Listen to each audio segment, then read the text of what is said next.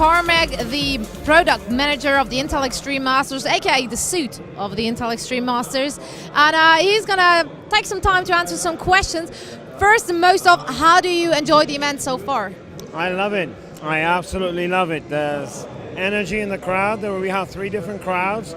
For the first time ever, we separated them. So we've got StarCraft 2 crowd, CS crowd, and a League of Legends crowd. Lots of people, lots of really good feedback, which warms my heart from the gamers. Like, they say, good event, better than last year. So just smiles, just smiles. Smile suits you, definitely. So, you changed a lot of stuff actually on the format of the IEM for the 16th. Well, it is a bit of a change. So maybe you want to explain why you did it and basically what made you change the whole stuff. What exactly about the format do you mean? Like the qualifications with the points and everything.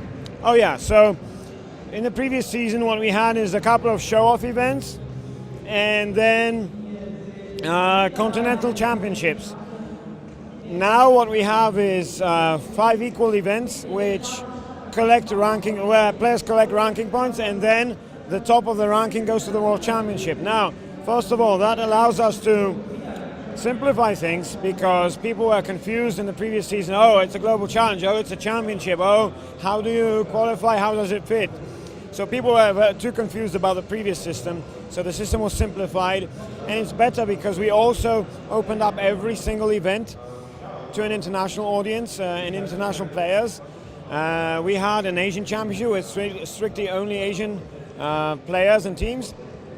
Now if we have an event in Asia, maximum 50%, or minimum actually, 50% is Asian and the other ones are international. If we go to North America, 50% is North American, the other ones are international, and so on and so forth. So we have the best of both worlds, a very strong continental aspect of it, but at the same time very international appeal and a really good blend, I think. I think we hit it really, really well.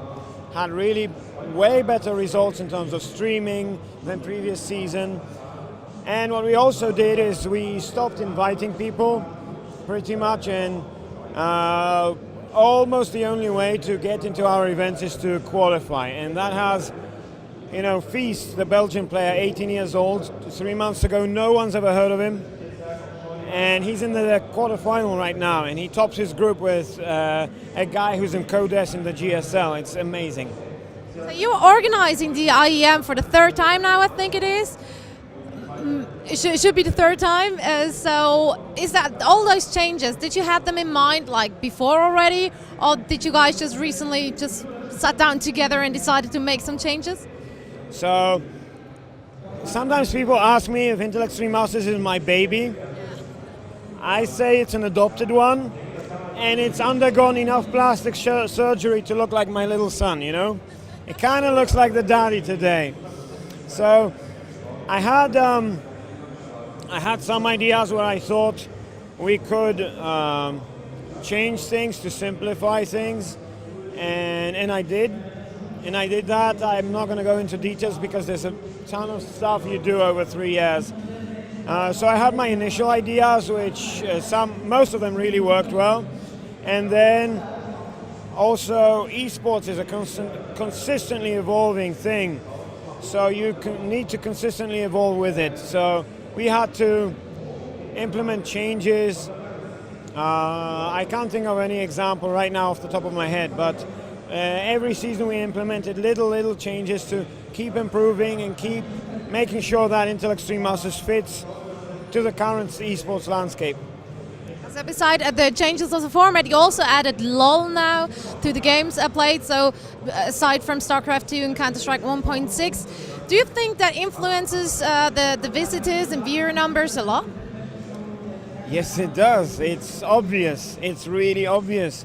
In Kiev we had almost 250,000 people watching.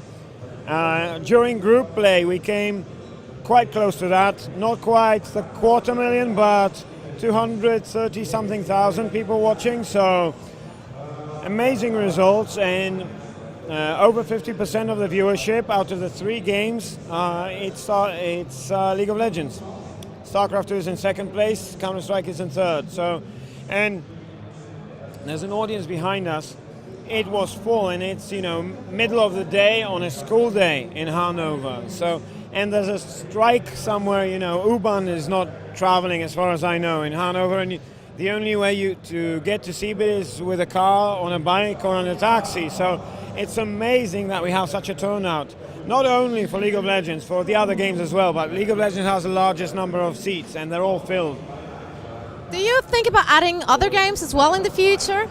We always think about these things. I mean, it's, as I said, we need to keep evolving along with esports. So fighting games are always a question. Every season we think about fighting games. Does it make sense? How would the audiences all around the world accept those, How do we replace Counter-Strike? Because sooner or later we have to replace Counter-Strike. We think about those things all the time, but I have a rule: I never talk about games for next season in specifics before the current season ends, so you need to ask me on Sunday. Good. Well, I think I don't want to bother you with any more questions and let you get back to your adopted baby and watch it grow in numbers. I mean, we still have a huge audience, and the day is soon to be over. So thanks a lot for taking the time to answer some questions, and I hope the finals go as well as all the other days here. And hope to see you again soon at the other event.